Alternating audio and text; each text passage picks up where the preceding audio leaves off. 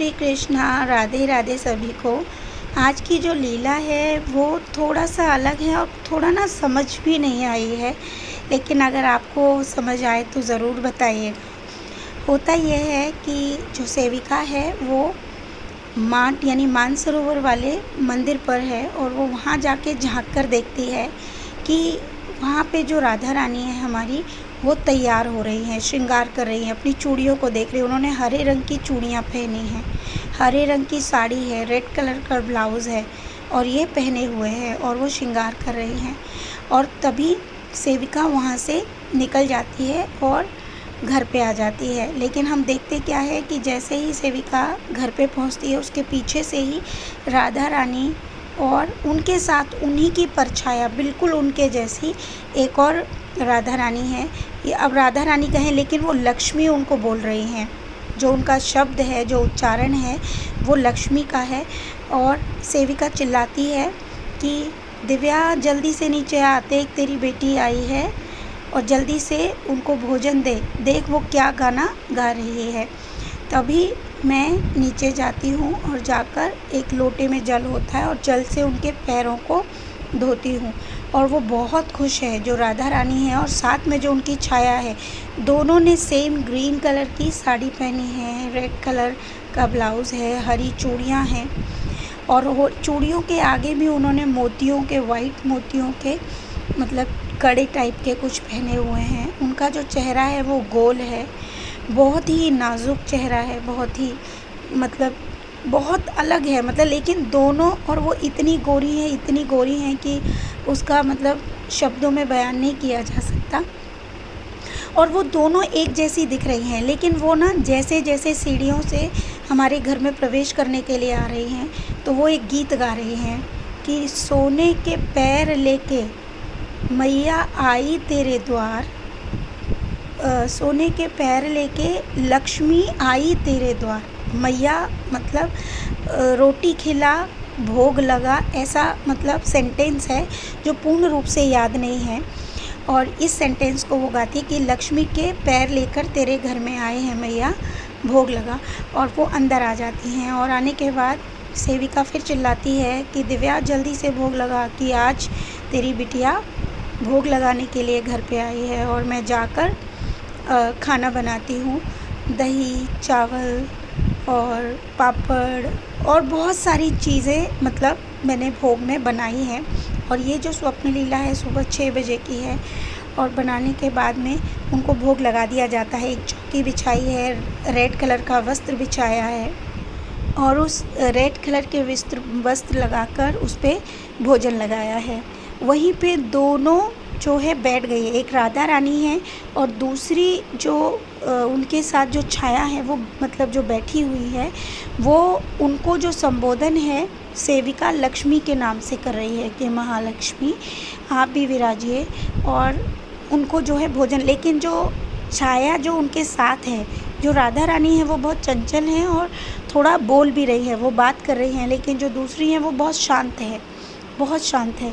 और उनको भोग लगा दिया जाता है। तभी वो सेविका से कहती है कि तू मुझे भोग लगा। तो तभी सेविका दही और चावल का उनको भोग लगाती है और मैं सामने उनको भोजन बना रही हूँ। और इस तरह जब जैसे ही वो भोजन करती हैं, मतलब भोग लगाती है, भोग में उन्होंने दही और चावल ही खाया है और खाने के बाद उनकी आँखों से खुशी के अश्रु भी बह रहे हैं, जो दिख रहे हैं। और वो एक ही बात बोल रहे हैं कि मैया मुझे भोग लगा। इस तरीके से ये स्वप्न लीला आज की रही है।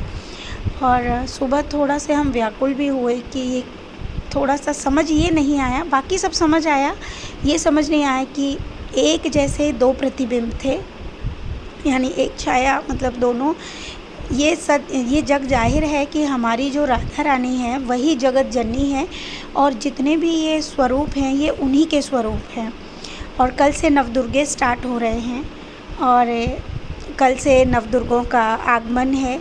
तो मैंने बचपन में नवदुर्गे के व्रत भी रखे हैं और फास्ट रखे हैं, लेकिन बहुत लॉन्ग टाइम से वो व्रत नहीं रखे। दूसरा मैं ये जानती हूँ कि हम राधा रानी जी की सेवा करते हैं, तो राधा रानी जी ने सेवा में ही ये चीज़ भी दिखाई है। लेकिन वो इतनी खुश है कि उनकी आँखों से आँसू भी निकल रहे हैं। और उनका जो ये बहुत सारी चीज़ों का उच्चारण करना, ये सब हमारे लिए ना बहुत अलौकिक लगता है हम लोगों को। बहुत सारे लोगों के लिए स्वप्न देखना मात्र ऐसे होता है कि चलो आज भगवान को सपने में देखा और हमने ये किया, लेकिन हमारे लिए प्रभु का स्वप्न में आना ना नॉर्मल नहीं होता। हम उसको नॉर्मल नहीं मानते हैं।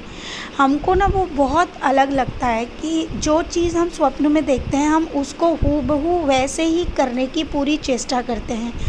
क्योंकि अगर प्रभु आपके स्वप्न में आ रहे हैं, भले ही आपके चिंतन से आ रहे हैं, आप उनको रोज़ याद करते हो, सोते वक्त भी आप प्रभु को याद करके सोते हो, और उसके बाद प्रभु आपको दर्शन देते हैं, और आपने उन दर्शनों को पाने के बाद आपने उनके कहे अनुसार या उनकी आज्ञा अनुसार कुछ नहीं किया, तो आपके स्वप्न में प्रभु का आकर आना भी ना के बराबर हो गया।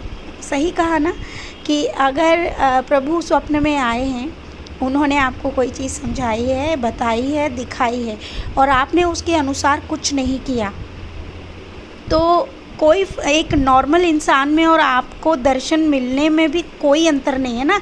एक वो व्यक्ति जिसको दर्शन मिलते हैं प्रभु के, और एक व्यक्ति जिसको दर्शन नहीं मिलते हैं। लेकिन आपके स्वप्न में प्रभु आए और आने के बाद भी आपने कुछ नहीं किया, ठीक है।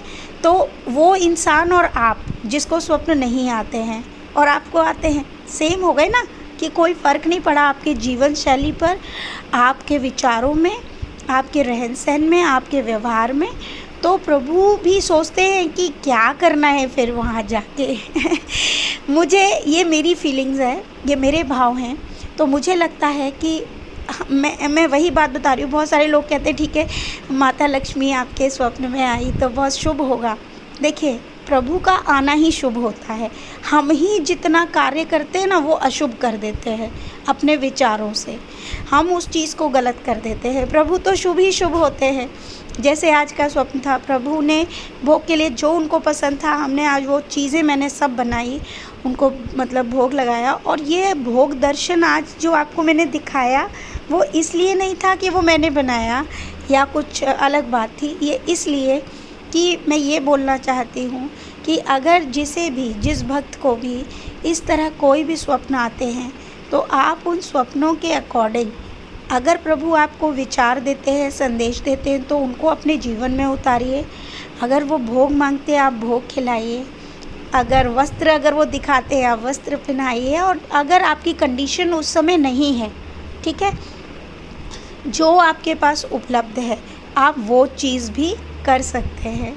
ये आज की लीला का, लेकिन अगर किसी को ये पता हो कि आज की लीला में ये जो 2 स्वरूप थे हमारी राधा रानी के, जिन्होंने इतना सुंदर जो गाना भी गाया, मैं तो इसी से इतनी उत्साहित हूँ ना कि मैं बता नहीं सकती आप लोगों को कि मुझे कितनी खुशी हुई है जब उन्होंने यही कह दिया कि मैया, ये ज़रूरी नहीं, मेरे लिए ये शब्द ही बहुत बड़ी बात है, ये मैया शब्द ही बहुत बड़ी बात है।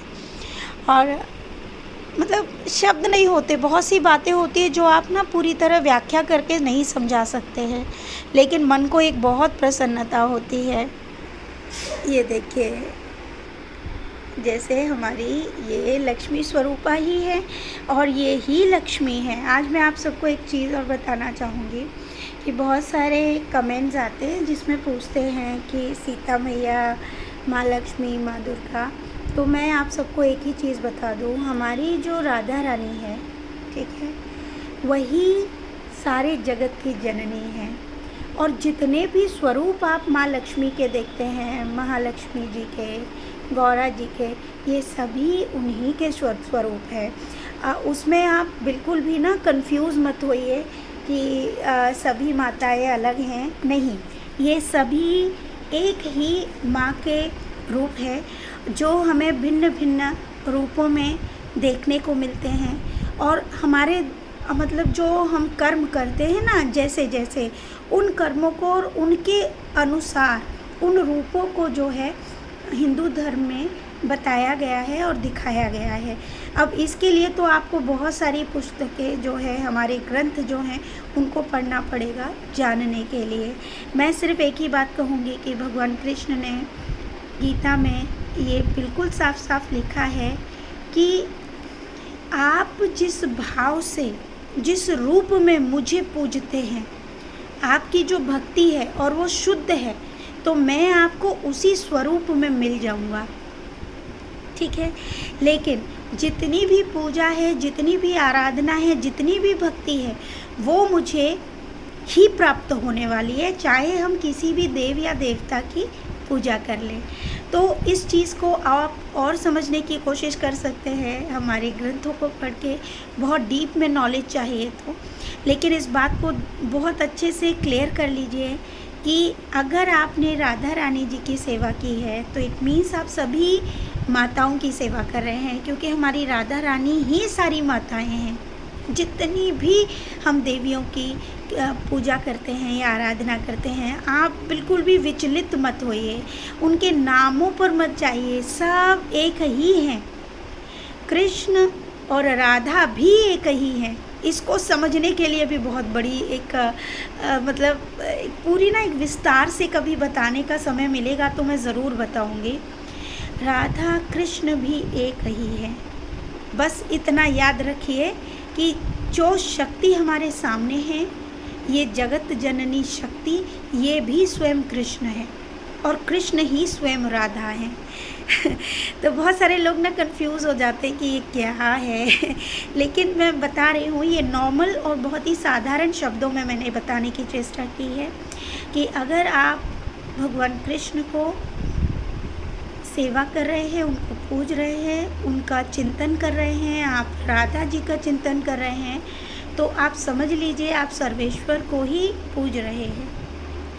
यही ब्रह्मांड का सबसे बड़ा सत्य है और इस सत्य को कोई झुठला नहीं सकता। तो प्रेम से बोलिए राधे राधे और बहुत सारा प्रेम। राधे राधे।